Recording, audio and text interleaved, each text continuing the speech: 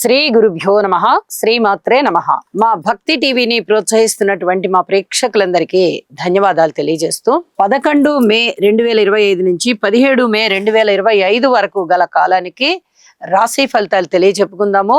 ముందుగా గ్రహస్థితులు. మేషంలో ఉచ్ఛలో ఉన్న రవి గారు బుధునితో కలిసి, వృషభంలో గురువు గారు, కర్కాటకంలో నీచ కుజుడు, కన్యలో కేతువు, అలాగే తులలో చంద్రుడు, మీన రాశిలో రాహువు శుక్ర శని గార్ల సంచారము. ఇక 17 మే వారాంతానికి వచ్చేటప్పటికి రవి గారి యొక్క స్థితి వృషభ రాశిలోకి వెళ్ళింది, గురువు గారి యొక్క స్థితి మిథున రాశిలోకి వెళ్ళింది, చంద్రుని యొక్క స్థితి ధనస్సు రాశిలోకి వచ్చి ఉన్నది. గ్రహ సమ్మేళనాల యొక్క ఫలితాలు ఏమిటి అని గనక మనం తీసుకున్నట్లయితే, శుక్ర శని రాహువులు ముగ్గురు కలిసి ఈ మీన రాశిలో ఉన్నారు. ముగ్గురు కూడా వ్యతిరేకస్తులే, గురువర్గంలోని వారు కాదు. అయినప్పటికీ కూడా గురువు గారి యొక్క క్షేత్రము కాబట్టి ఆ గురువు గారి మీద ఉండేటటువంటి గౌరవంతో వారు ముగ్గురు కొంత ఓబేగా ఉండేటటువంటి అవకాశం ఉంది. కానీ వారి వారి సహజ లక్షణాలు ఏవైతే ఉన్నాయో అవి చూపెట్టక మానరు. అయితే తీవ్ర స్థాయిలో చెడ్డ ఫలితాలు ఉండబోవు, కానీ అసలంటూ చెడ్డ ఫలితాలు అయితే కొన్ని ఉన్నాయి. ఎందుకంటే శనిగారి యొక్క స్థితి రాహుతో కలిసి కానీ, శనిగారి యొక్క స్థితి శుక్రుడితో కలిసి కానీ, లేదా శుక్రుని యొక్క స్థితి రాహుతో కలిసి కానీ, లేదా శుక్రుని యొక్క స్థితి శనిగారితో కలిసి కానీ, ఇలా ఏ రకమైనటువంటి కలయికని తీసుకున్నా కూడా అది వివాహ జీవితంలో ఇబ్బందుల్ని ఇస్తుంది. అలాగే కొంచెం గర్భానికి సంబంధించినటువంటి దోషాలు, కడుపు నొప్పులు రావడము, స్త్రీలకైతే బహిష్టు సమస్యలు ఉండడము, అలాగే గర్భిణీతో ఉన్న స్త్రీలు మరిన్ని జాగ్రత్తలు తీసుకోవాలి అని చెప్పి తెలియజెప్పేటటువంటి గ్రహస్థితులు అన్నమాట ఇవి కొంచెం జాగ్రత్తగా ఉండాలి ఈ విషయంలో ఆరోగ్య రీత్యా. తదుపరి ఈ రవి బుధుల యొక్క కలయిక బుధాదిత్య యోగాన్ని సూచిస్తూ చాలా అద్భుతమైన ఫలితాలని ఇస్తుంది. కాబట్టి ఇది చాలా చాలా మంచి యోగము కింద లెక్క. అలాగే గురువు గారి యొక్క స్థితి 1 సంవత్సర కాలం తదుపరి ఇప్పుడు మారి ఉన్నది మిథున రాశిలోకి. గురువు గారు వృషభ రాశిలో ఉన్నప్పుడు ఎవరెవరికి ఎటువంటి ఫలితాలు ఇచ్చారో ఇప్పుడు అవన్నీ మారి మిథున రాశిలోకి వచ్చిన తర్వాత ఏం ఫలితాలు ఇవ్వబోతున్నారనేది తెలుస్తుంది. 1 సంవత్సర కాలం అయిపోయింది కాబట్టి గురువు గారి యొక్క రాశి మార్పు జరిగి ఉన్న కారణం చేత చాలా చాలా మార్పులు ఉండబోతున్నాయి. ఇవన్నీ కూడా ముఖ్యమైనటువంటి సూచనలు. తదుపరి చంద్రుని యొక్క స్థితి గురుస్థానంలోకి వచ్చి ఉన్నది.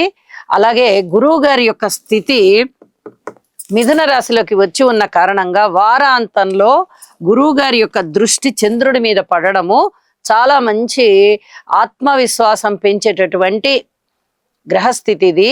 అయితే ఎట్ ద సేమ్ టైం అంటాం కదా, అదే విధంగా శని గారి యొక్క దశమ దృష్టి కూడా చంద్రుడి మీద పడుతూ ఉన్న కారణం చేత ఇక్కడ కొంచెం మానసిక ఒత్తిడికి గురి అయ్యేటటువంటి అవకాశాలు కనిపిస్తూ ఉన్నాయి.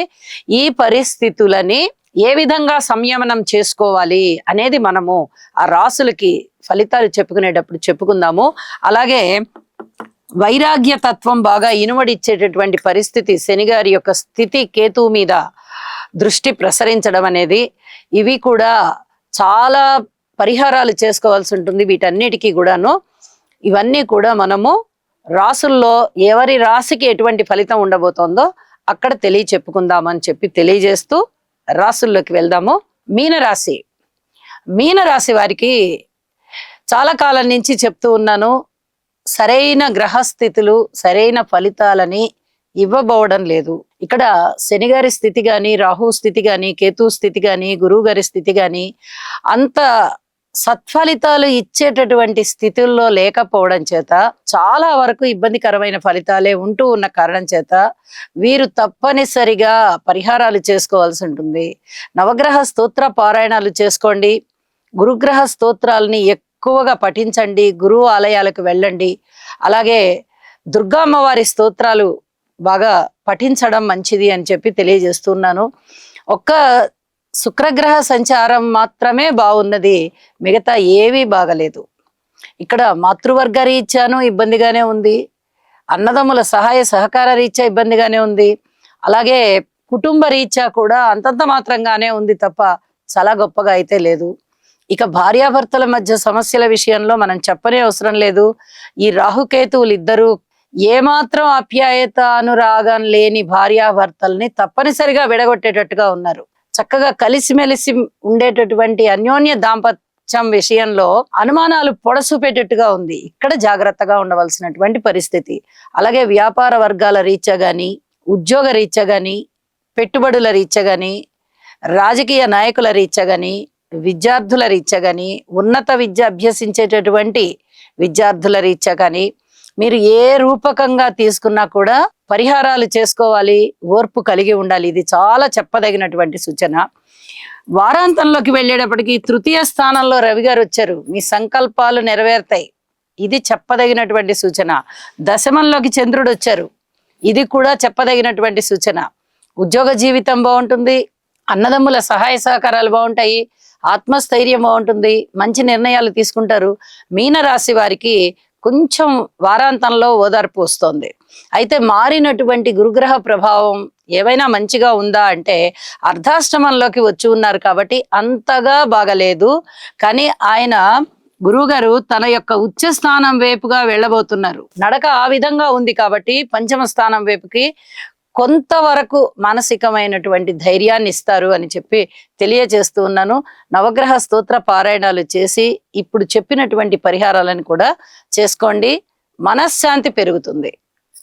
సర్వే జనా సుఖినో భవంతు. శని గ్రహం యొక్క అనుకూలత కొరకు నీలాంజన సమాభాసం రవిపుత్రం యమాగ్రజం ఛాయామార్తాండ సంభూతం తం నమామి శనైశ్చరం.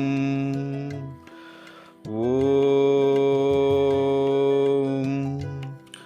క్రాం క్రీం క్రౌం సహ శనయే నమః. రాహుగ్రహం యొక్క అనుకూలత కొరకు అర్ధకాయం మహావీరం చంద్రాదిత్య విమర్దనం సింహికా గర్భసంభూతం తం రాహుం ప్రణమామ్యహం.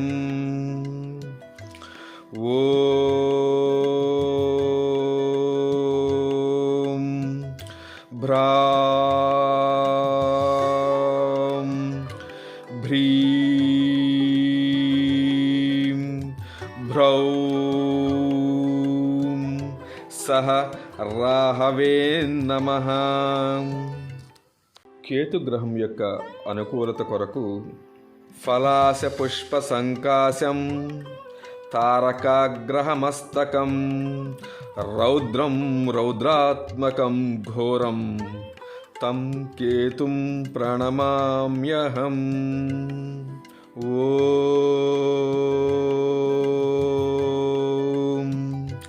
ప్రాం ప్రీం ప్రౌం సహ కేతవే నమః.